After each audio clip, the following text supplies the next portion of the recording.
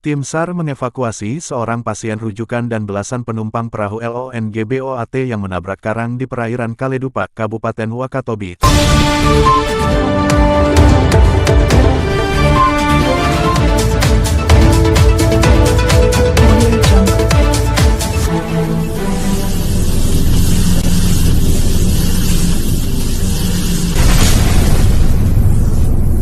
Tim SAR mengevakuasi seorang pasien rujukan dan belasan penumpang perahu LONGBOAT yang menabrak karang di perairan Kaledupa, Kabupaten Wakatobi, Sulawesi Tenggara, Sultra. Proses evakuasi berlangsung dramatis. Tasnya ibu jangan sampai dia tidak pakai baju.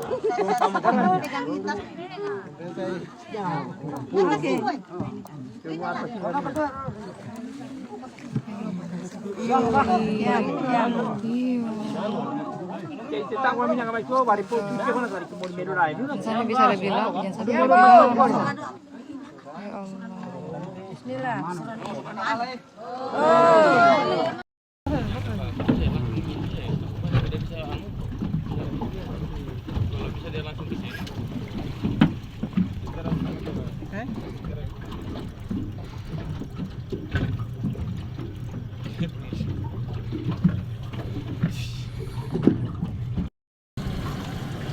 Bantu deh. Bantu. Berapa? Bantu dulu. Kayak bebas ya? Ini balas sandal dia. Jaga. Tahan.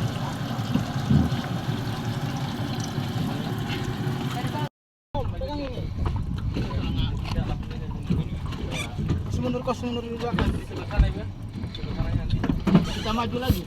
Harus pakai tanduk kah atau biar enggak? Dia duduk ini, dia duduk. Oh, dia duduk. Iya. Bisa jalan. Bisa duduk. Bisa kan?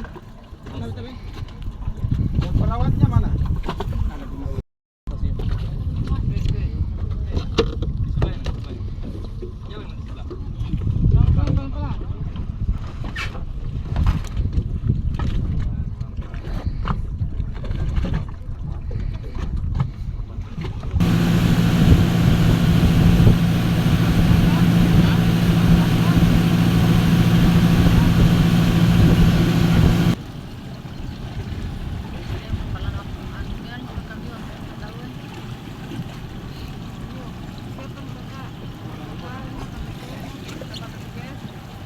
Iya.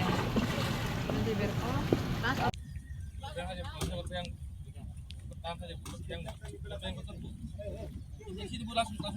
Ikut belakang satu.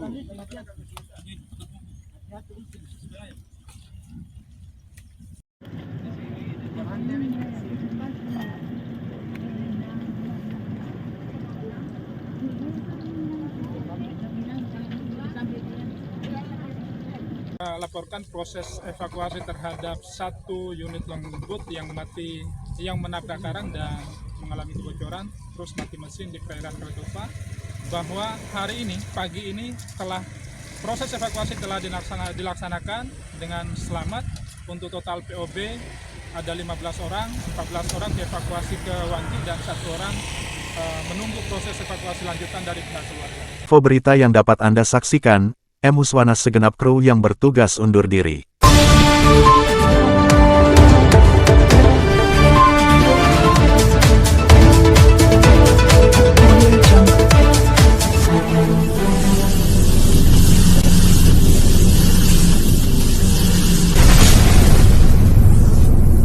Apel perdana di lingkungan Pemkab Fakfak dengan berbagai penegasan.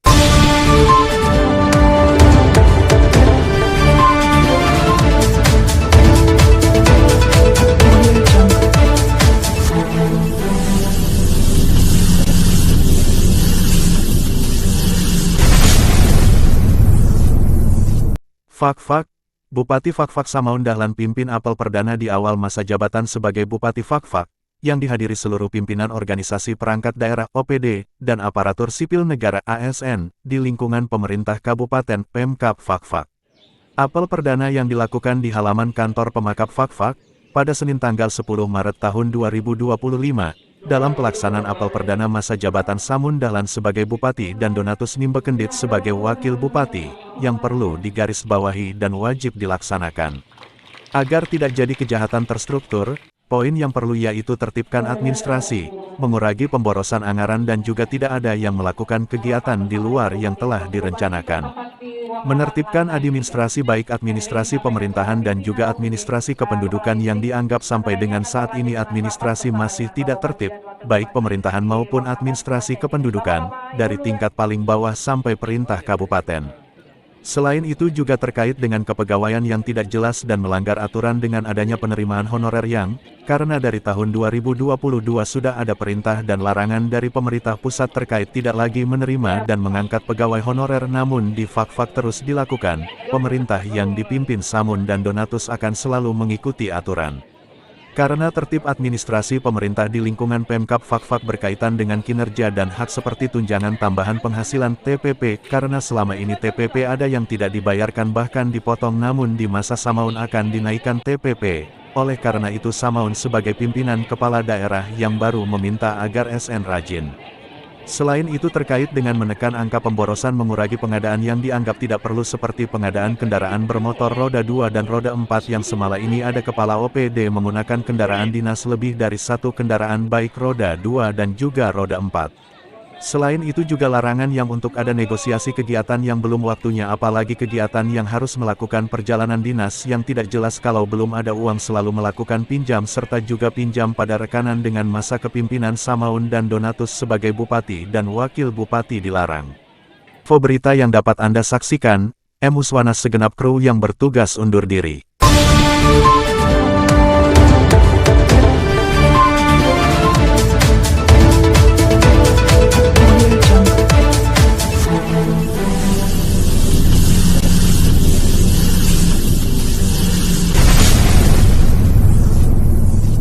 Para tunanetra se-Jawa Timur yang ikut dalam rehabilitasi sosial Bina Netra Malang berbondong datang menuju masjid untuk ikut tadarusan Al-Quran.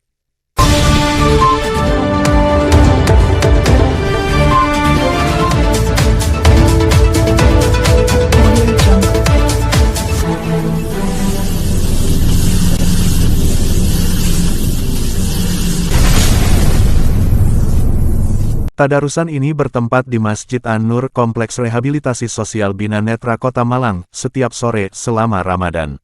Selama bulan suci Ramadan, Masjid An-Nur milik RSBN ini menggelar lomba baca tartil sensori Al-Quran dan SITIR hadis untuk para penyandang tunanetra.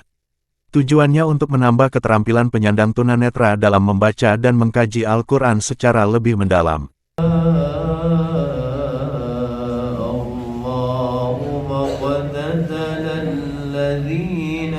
بعضهم من بعد ما جاءتهم البينات ولكن اختلفوا صدق الله العظيم. Lomba dimulai dengan ta'awudz yang disambung dengan tadarusan bacaan ayat suci Al-Quran BRAILLE, meski sederhana, namun tak mudah untuk mempelajari Al-Quran BRAILLE, karena selain wajib menghafalkan simbol dan tajwid setiap kata dan huruf perlu pendampingan personal untuk mengkoreksi bacaan dan pelafalan Al-Quran dengan benar. Berbeda sekali dengan pembelajaran Al-Quran Braille, meskipun kita ajarkan klasikal, untuk mengetahui ada perkembangan harus diberlakukan secara individual. Bagi penyandang tunanetra, butuh waktu 1 tahun untuk bisa lancar dan fasih membaca Al-Quran BRAILLE. Perbedaan penulisan, tajwid dan membaca harokat jadi tantangan tersendiri dalam mengkaji Al-Quran BRAILLE. CHYRON, Devi Vina Arianti, santri asal Nganjuk WWC pertama. Kurung buka titik. Saya kesulitan membaca, karena untuk membedakan harokat, masih juz 30 sama 29. Selain mendapatkan hadiah, pemenang dalam lomba tadarus nantinya akan ikut kompetisi lebih tinggi, yakni tingkat provinsi hingga tingkat nasional. Saya kesulitannya untuk membaca, itu membedakan harokat, masih juz 30 sama 29. Tantangannya berbeda sekali dalam proses pembelajaran Al-Quran Braille. Walaupun mereka kita ajarkan secara klasikal, akan tetapi untuk mengetahui bahwa mereka itu ada perkembangan belajar Al-Quran itu harus diperlakukan secara individual walaupun satu kelas, sehingga itu yang menjadi tantangan. Info berita yang dapat Anda saksikan, M. Uswana segenap kru yang bertugas undur diri.